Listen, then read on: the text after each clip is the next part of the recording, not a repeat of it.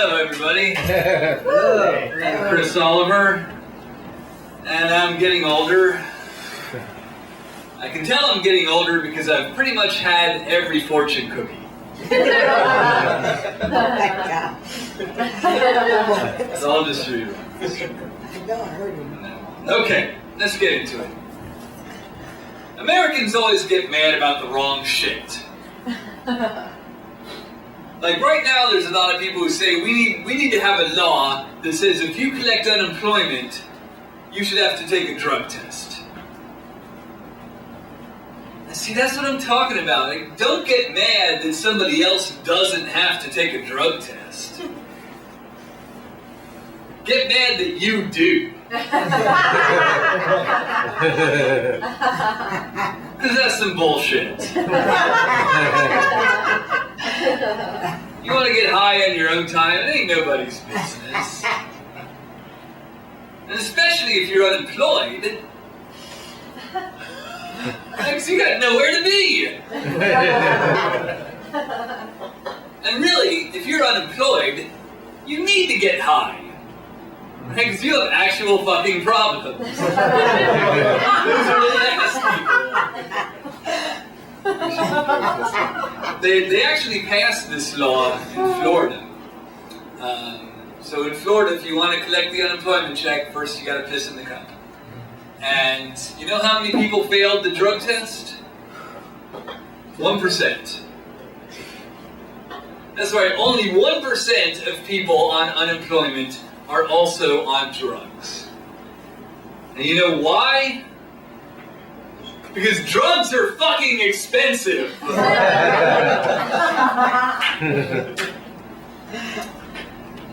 I think people have maybe a distorted idea of how much money you can bilk out of the government in the first place. Like food stamps. You know how much money you get for food stamps? I just found this out recently. Average food stamp recipient gets $150 a month. You can't have a drug habit for $150 a month. I don't even think you can have a food habit. It's not like they just give you the money, right? I mean, there's all this red tape, all these forms you gotta fill out, all these hoops you gotta jump through. A junkie is not going to be able to navigate that bureaucracy. A junkie is going to be like, oh man, these forms, man. The time it took me to fill out these forms, I could have robbed 3 people. A junkie impression. Pot is legal now in Colorado. But they're having some trouble with it. It seems there's a lot of people who say, I've never tried pot before, but if it's legal, I might as well try it. I don't really like to smoke, but I'll have a pot brownie, I'll try that.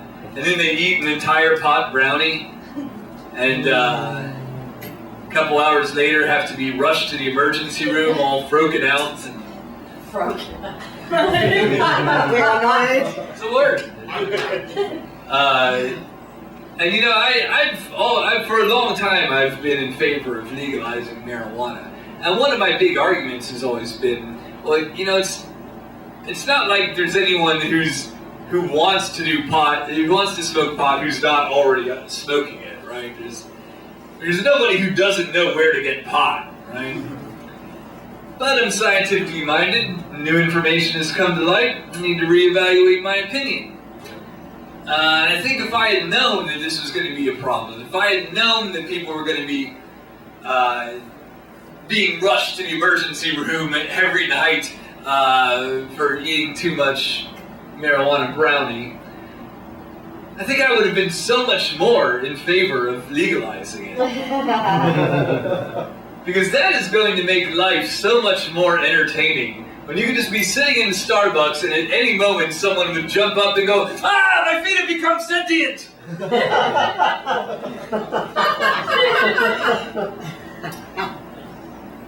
Some people think we should think drugs should be illegal. They'll say drugs destroy people's lives, and that's true.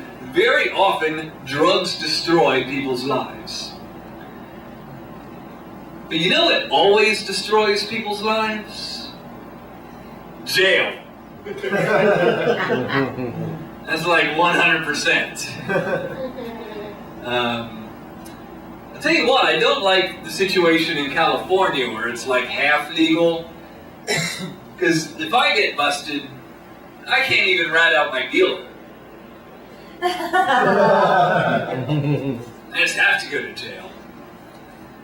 And they say if you do end up going to jail, what you should do on the first day of jail, you go up to the biggest motherfucker in there and you punch him in the face. Just so everyone else knows not to fuck with you.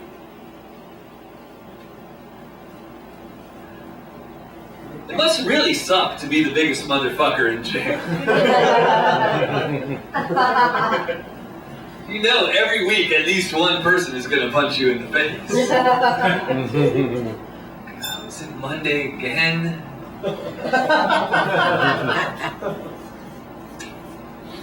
I think really the only reason anyone at this point is still against legalizing marijuana is just because people hate change. It doesn't matter how minor it is, how insignificant. If you change something, people will lose their shit. Case in point, Pluto. Nobody's thinking about Pluto. It's got nothing to do with anyone's life. And then one day some scientists are looking at it and they say, you know what? That's not really much of a planet there. And then suddenly everyone is just outraged on Pluto's behalf. Like, who are these elitist scientists to disparage the name of poor, defenseless Pluto? And it's nothing to these people. It's just something they had to memorize in school. And while they were memorizing it, they were saying, why do we have to memorize how many planets there are? Who cares? And the minute you change it, they're like, oh no, wait, there's 9 planets, I memorized that! I'm saying it's not important. It's not important. It's not like it's Venus or Mars. You can't even see it. In fact, they didn't even know it was there until 1930. Thank you, Wikipedia.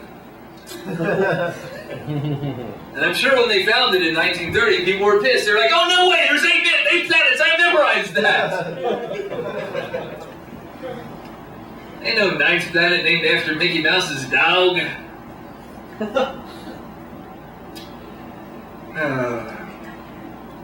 Sometimes you start thinking about the planets and the stars and the galaxies, and you just realize how insignificant mankind is in the vast stretch of the cosmos.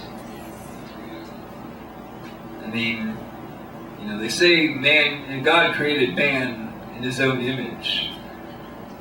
But when you think about it, all that really means is that the entirety of human existence is just one big selfie.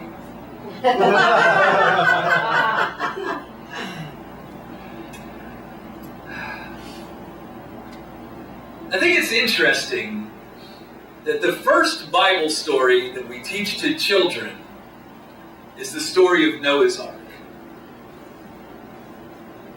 This is the story about that time when God got really mad and decided to kill everyone on the face of the earth. Because men were sinful. Everyone, every child, every grandma, every baby drowned because men were sinful. And not just the people, the animals too. Noah saved 2 of every animal. That means all the rest of the animals drowned. Every puppy dog, every kitty cat, every bunny rabbit drowned. Oh my God. I've never heard of because like men were sinful.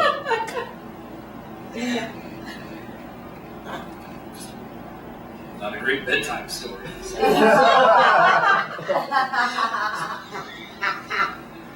Some people even like will paint it on the wall of their nursery room. Like, I just want my children to have a daily reminder that they're being watched over by a genocidal psychopath who at any moment might decide to wipe us all out. He's crazy. You love it. Don't say anything. I can hear you.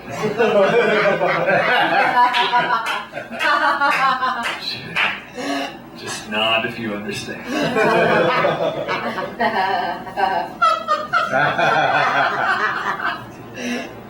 I also like it, at the end of the story, there's this little punchline. After the flood, Noah sees a rainbow, and God says to Noah, "Let this rainbow be a symbol of my promise to you, that I will never again kill everyone on the face of the earth with water." And everyone agrees that's what it means, right? It's fire next time. Yes. And I think what happened was, just as the floodwaters were starting to recede, God thought he saw some of the fish smirking. And he was like, "Oh no, you're not getting none of this out. He's gonna burn this whole motherfucker to the ground next time." Fish.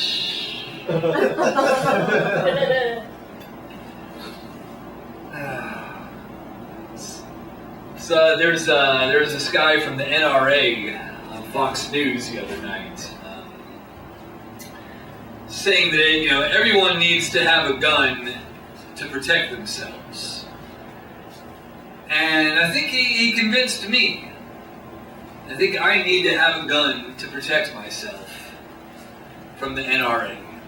Because they're fucking crazy. They're fucking crazy. He was saying that since Obama got elected, gun sales have gone up. He said, yeah, because everyone knows Obama's going to ban guns, so they're stocking up now. My theory of what actually is happening is, in recent years, the NRA people have been going on the news, and the people at home watching it are saying, "Holy shit! There are some crazy fucking people in this country with guns. I need to get a gun to protect myself from the NRA." And whenever I talk about this, I always have to preface it, because I'm not even that big an anti-gun person. I guess what I'm saying is, I just don't think the NRA are necessarily the best representatives for their own cause. They might do well to just hire some sane people to go on TV and represent them. They might get a little further, because a lot of their arguments don't really make much sense to sane people. Like, one thing they like to say is, an armed society is a polite society. You see, in a community where everyone owns a gun, there's very little crime, because everyone knows not to fuck with each other.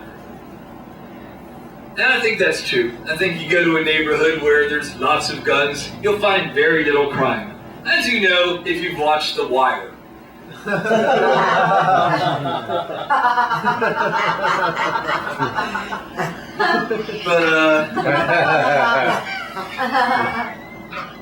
But I guess I'm just skeptical of this whole idea of having a gun.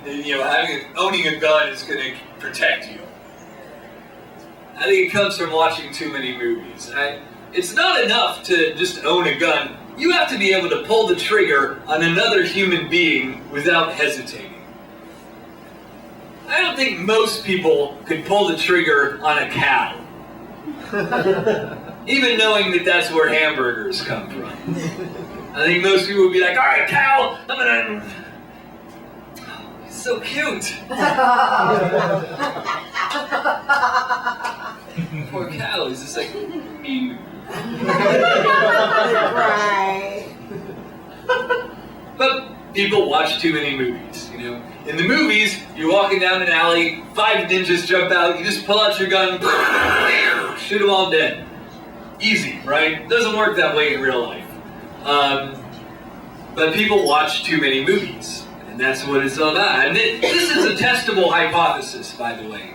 We can test this. If you want to conduct this scientific experiment, next time you're in a meeting at work, or maybe you're planning a road trip with your friends, just work this sentence into the conversation. Just say, what could possibly go wrong? And your friends will be like, oh my God, why would you say that? Now something terrible is going to happen. No, nothing terrible is going to happen. You know why? Because this is not a movie. Nobody is writing this. Nobody is trying to work irony and foreshadowing into your life. God is not a writer. And I can prove that God is not a writer because Barack Obama is the 44th President of the United States. And Jackie Robinson's number was 42. See, if you were writing that, you'd make them both 43. It would be perfect. Some sloppy writing, God. Sloppy writing, God. Okay, back to the guns. You know, it's legal to own a gun in California. But it's actually not legal to own nunchucks. This is true. Look it up. There's a law on the books. I guess during the whole Bruce Lee Kung Fu craze in the 70s, there were a couple weeks where everyone was really scared of nunchucks, so they passed a law. It is illegal to own nunchucks in the state of California unless you are a licensed martial arts studio. No way. Wow. It's true. Ronald Reagan signed it. It's true. Look it up. But the reason this is funny to me is because another one of these NRA arguments is, they'll say, oh well, you can stab someone to death with a kitchen knife, you're going to outlaw knives? You could run someone over with a car, you're going to outlaw cars? And you can beat someone to death with a baseball bat, what are you going to do, ban baseball?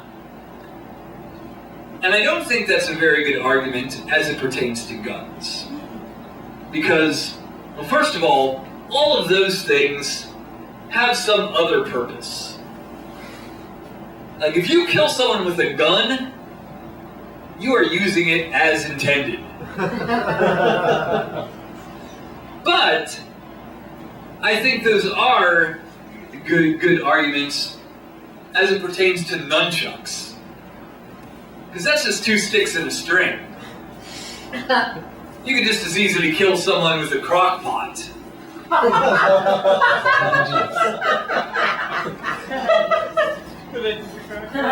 I have a crock pot.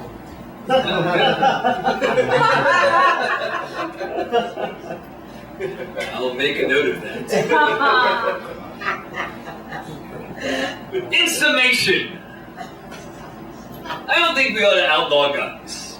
I don't think we ought to ban guns or anything like that. You know, and a lot of people wanted to ban guns after this rash of school shootings, which are terrible. I don't think that would necessarily solve the problem. But all the other ideas that these NRA people propose instead of banning guns are all worse ideas. Like, after Sandy Hook, after that guy came in and shot up the elementary school. Yeah, it's crazy. It is, it's crazy, right? Afterwards, these NRA people were saying, well, if those kids had been armed, they could have taken out that shooter. Oh my God. Or they could have all killed each other long ago in disputes over hopscotch. But either way, no massacre. Another thing they'll say is, well, what we really need is better mental health screening, so that we can identify these people and stop them before they commit these heinous crimes. But when I look at all these mass shootings, it's all these dudes who are either teenagers or early 20s. So what exactly are the warning signs we're going to be looking for? You know, is your teenager acting surly, moody, or depressed, argumentative? That's like every teenager. We're just going to lock every teenager in a padded cell until they're 25. And, okay, you can come out now. We believe you won't shoot us. Yes. And my favorite worst alternative to banning guns is they'll say, what we really need is to get God back into school. We need to get God, religion back in our public life. So our country can be as safe and peaceful as the Holy Land.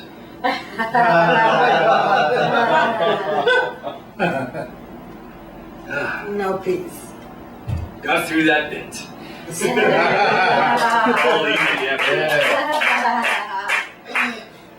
The NRA people are pretty disturbing when you see them on the news. Although they're actually quite entertaining if you see them in their natural environment. For example, there's this show. Have you seen the show Doomsday Preppers? Anyone seen it? Yeah. This reality show about survivalists. You're serious. They're serious. These people that have a bunker out in the woods and they're stocking with guns and food and ammunition and gold bullion, because they're not going to be stuck with a bunch of useless currency when the world economy collapses. And I love these guys because, they have a plan. When the shit goes down, they have a plan. I have a plan too, but my plan is to be at ground zero and just die in the blast. That's why I moved to LA. Let's get it over with. I am not sticking around for the zombie apocalypse. You're a real life survivor. Don't get me wrong, I love life. But when I say that, I'm talking about this life. The one with air conditioning. And dental insurance. And Netflix.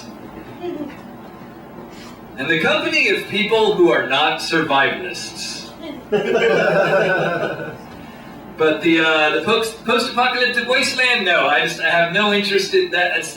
I've been camping, it sucks.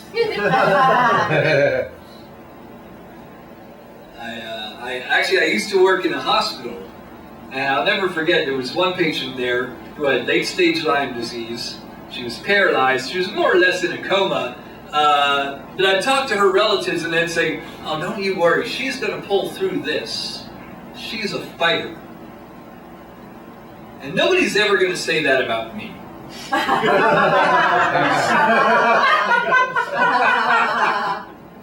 am not a fighter. I am a lay down and dyer. Like if I got hit by a car and I was lying in the street bleeding to death, I just can't imagine clinging to life. I think I'd be like, oh my God, I can finally give up. Been waiting my whole life for this. This is the excuse everyone has to take. Did you do that thing I asked you to? No, I'm dead.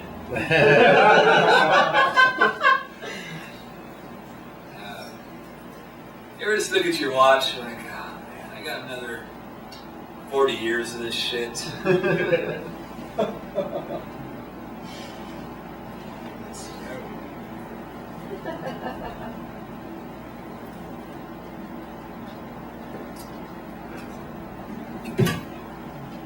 I think we need to have more derogatory terms for heterosexuals. I think they should call us pussyfuckers. You know how this would work, like you go to a party and like, whoa, who invited all these pussyfuckers? I mean, I'm not heterophobic, but I don't want these pussy fuckers sitting on my fag hags. It's creepy. Or maybe you're like, oh, how was the club last night? This DJ was a raging pussy fucker. He just kept playing Bob Seger all night. That's what a pussy fucker would play. I was reading this intersectionalist feminist blog the other day. There's an article entitled, "White Feminists Need to Shut the Fuck Up." And I said, I've been telling my wife that for years. I'm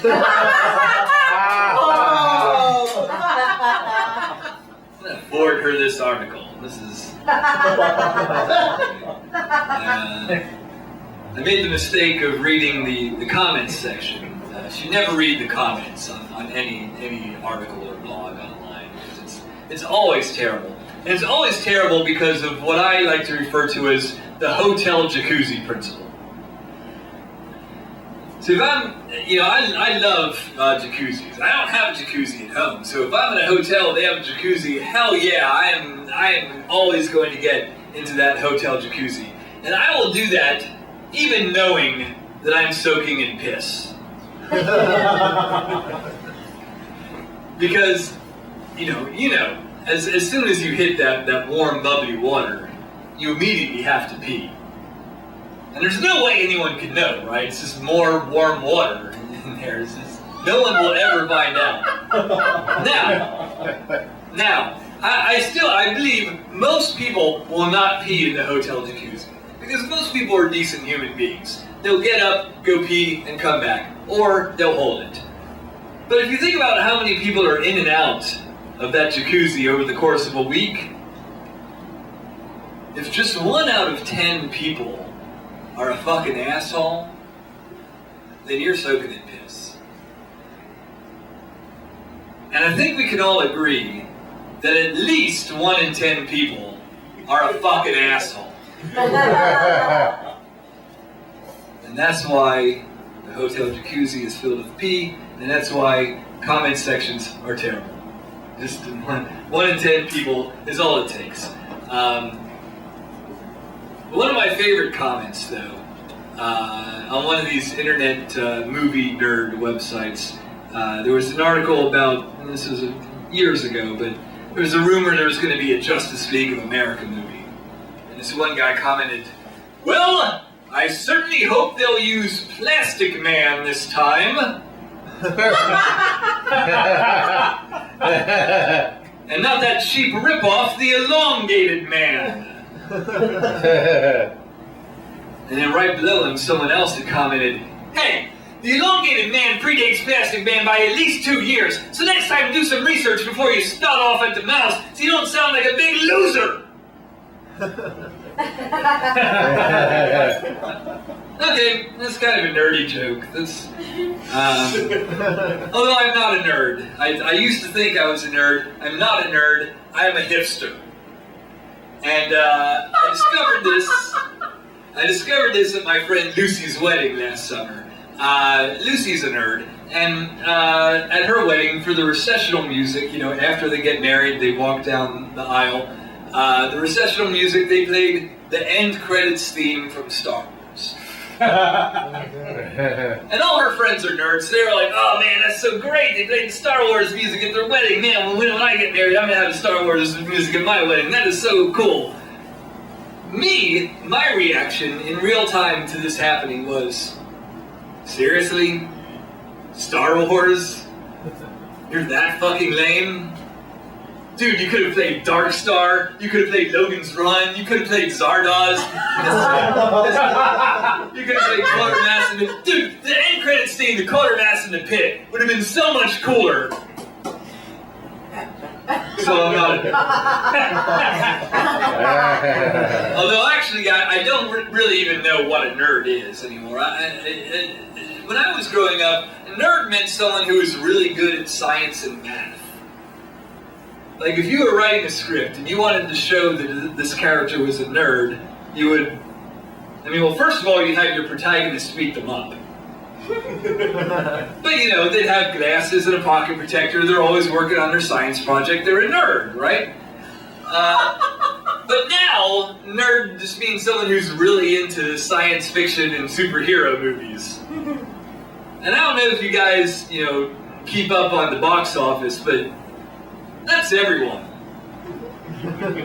So it used to be they were the smartest people in the world. Now they're just the same as every other dumb motherfucker lined up to see Iron Man 3.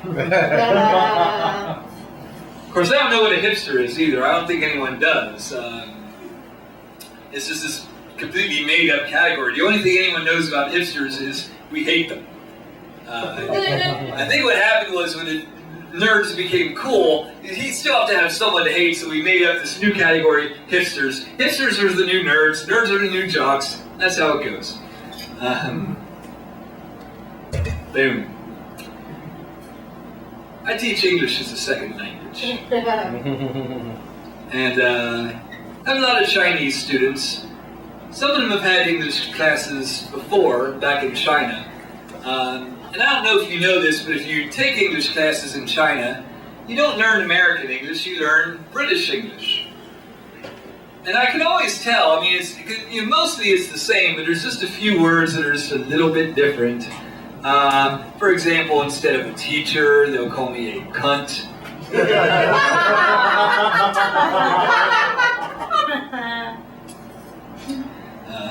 I always like the way British people use the word cunt.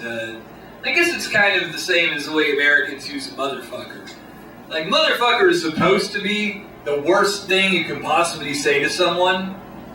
But really, we've heard the word so many times, it doesn't really have any effect. It's, look at these motherfuckers over here. But cunt, man, when someone calls you a cunt, it's just, you know, it's smack in the face there. In fact, when you're a kid, when they're telling you what words not to say, they don't even tell you not to say cunt. They just figure you know. But in England, you know, it's, hey, how you doing, you cunt? Have a beer, you cunt. Look at this picture of my baby, you cunt. Yeah. He's a cute little bugger. Whoa, what did you just say about my baby? Oh, sorry. It's a cute little cunt. That joke would work better if my Scottish accent extended past the word cunt. Oh my God. Sometimes I'll talk to people and they'll say, well, this is America. I shouldn't have to press 1 for English. And I usually assume at that point that the problem is they can't count that high.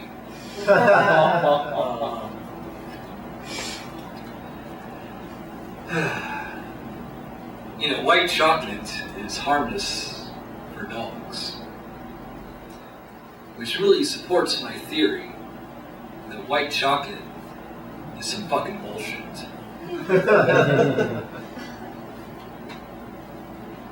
They have a new menu item at Denny's. It's called the mozzarella stick sandwich. So it's an order of mozzarella sticks between 2 pieces of bread, just like a sandwich. It's just like something you'd eat, except you wouldn't.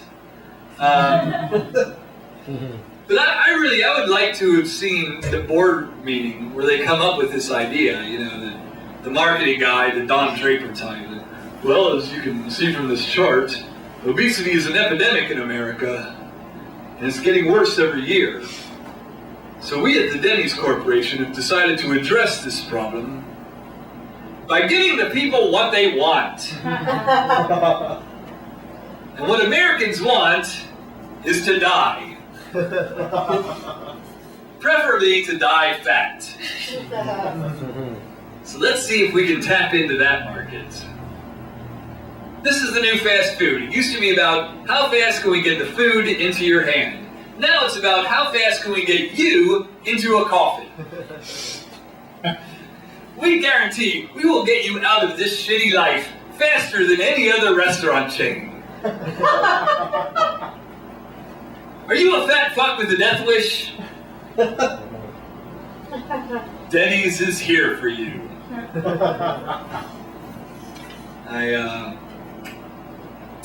Actually, since I wrote that joke, they actually have an even newer item on the Denny's menu. It's called the Mac and Cheese Big Daddy Patty Melt. So it's a patty melt with an order of mac and cheese on the sandwich.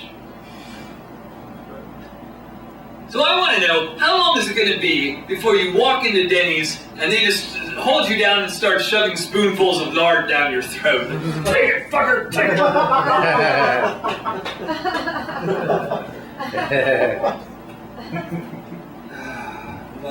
What else?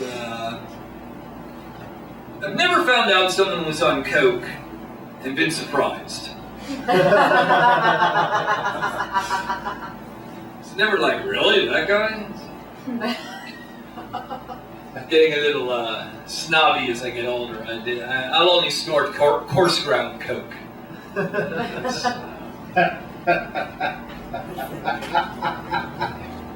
No, I'm just kidding. I don't do cocaine. Cocaine is like Ayn Rand. I don't enjoy it myself, but I can understand how it appeals to assholes.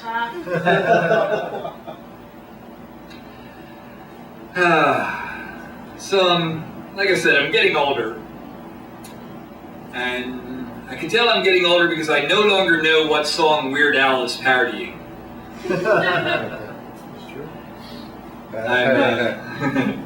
I'm 46 years old now, and I still haven't gotten rich.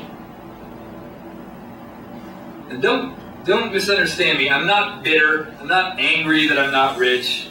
It's just that all my life, these people have told me, if you want something, all you have to do is work hard. If you put in the hard work, it will come to you. And it just pisses me off that these people were right.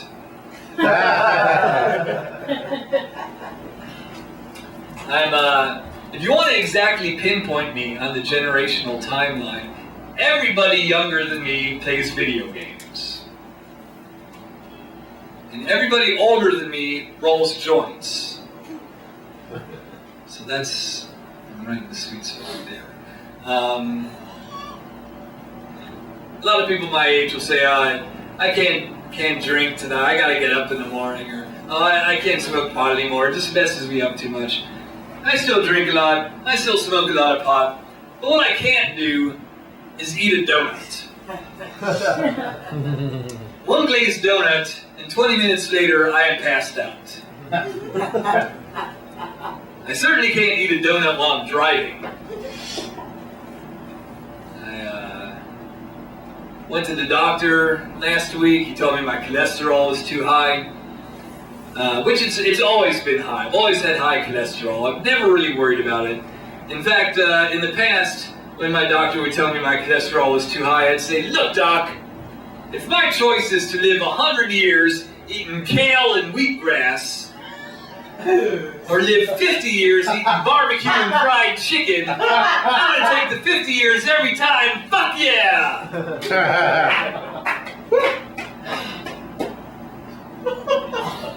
So when you're 46, suddenly that 50 years doesn't seem like such a bargain. When you can actually picture yourself dying, all that live fast, die young shit just kind of goes out the window. Turns out I am not that committed to that ideal. Now there are some good things about getting older. I think my favorite thing about getting older is that you don't have to have a moment of clarity every time you fuck up. Like if you're 30 and let's say you get drunk before a job interview, the next day you're like, okay, this has got to stop. My life has become unmanageable. From this day forward, no getting drunk before job interviews. Yeah, but if you're 40 and you get drunk before a job interview, the next day you're like, well, that's just me. I'm incorrigible.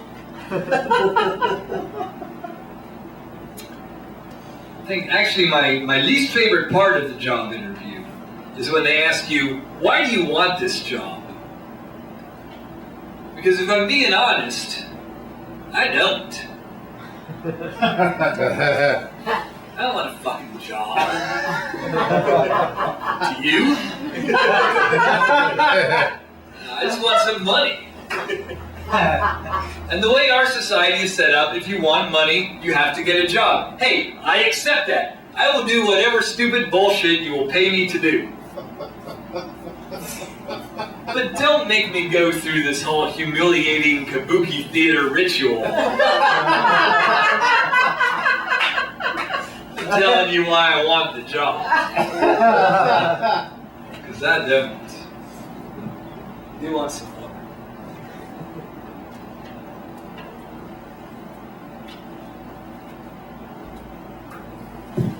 You guys can talk among yourselves a little. So one of the other problems is getting older. Lately the wife's complaining about the frequency of our sex habicating. And, which let me start by saying, we're 46 years old. We've been married for 25 years. We're still having sex at least 3 times a week. I think we're doing pretty good, right? That's gotta be above average for our demographic. And we're not talking about quickie sex here. Right, at our age, quickie sex does not exist. Have you ever tried to make a 40-year-old woman come? You were clocking into work there. Right? That is... and then she wants me to make with the dirty talk, you know, and there's only so many dirty things you can say, so I just end up cycling through the same half dozen things over and over, and take my cock, bitch, or whatever. Meanwhile, I'm running out of breath over here. You know? By the time I come, I'm in a bad mood. It's like a rough day at the office. Is it good for you, baby? Boss is riding my cock all day.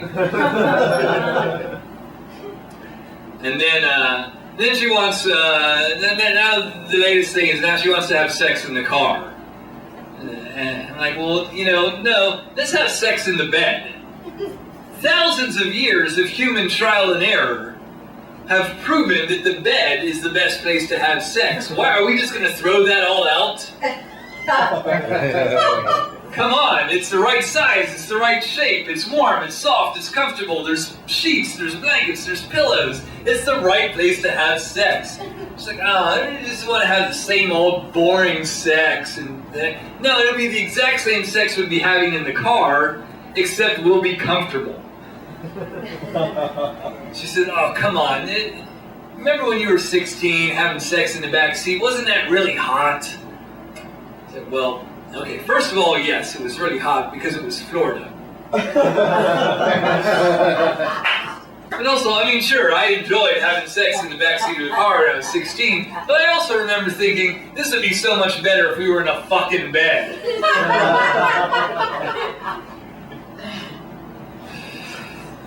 She's like, well, it's not even a car, it's a van. Okay, sure, but you're making it out like I'm some character out of Fast Times at Ridgemont High, like I've got a waterbed and the shag carpeting in the back, and selling foreigner tickets, you know. No, it's just a Ford Windstar with an uncomfortable back seat. That's the whole we're talking about here. Let's see, how are we doing? Since we're on the dirty stuff, let's talk a little bit about porn. Porn is ubiquitous now. It's very different from when we were growing up. Children have access to porn, and we really need to start thinking about this. I mean, it doesn't matter how closely you watch your kids, how many parental controls you put on your computer. By the time they turn 12, your kids have probably seen hardcore pornography. And we need to start thinking as a society about what the implications of this are, about what values our children are learning from this. Like, for example, I watch a lot of threesome porn. And one recurring motif you see in a lot of threesome porn is the one girl will be riding the guy cowgirl style, and the other girl will pull the guy's dick out of the first girl and start sucking it. Just without even asking.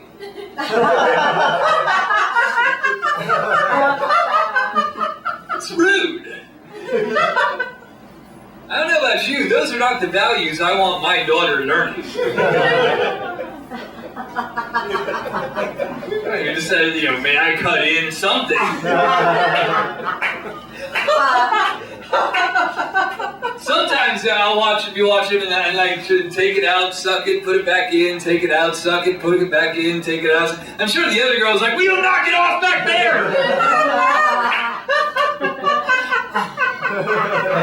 Trying to come.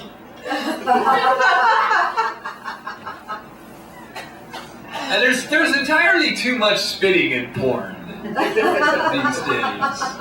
I don't think this was always a thing. It's gross. It's disgusting.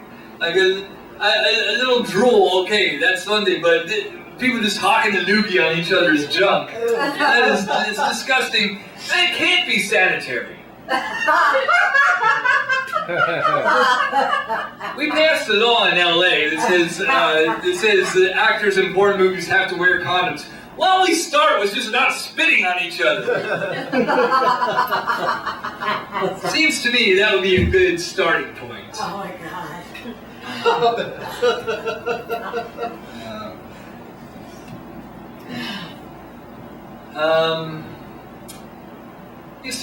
Used to do a lot of psychedelic mushrooms. You guys like psychedelic mushrooms? No? Woo! Woo! Like I said, I used to love psychedelic mushrooms. Haven't done them in a long time. Kind of a young man's game. But a couple weeks ago, the missus got a hold of something, and we were going to do them together.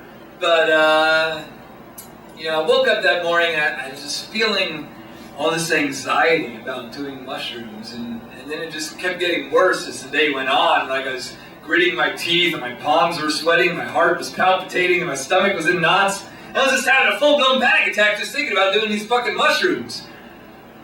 And finally we were about to do them, and I said, you know what? No, I'm too old for this. I'm not going to do the mushrooms. And in the moment I made that decision, I felt this wave of calm come over me. And all my muscles spontaneously relaxed. And I could feel peace and tranquility emanating from my core.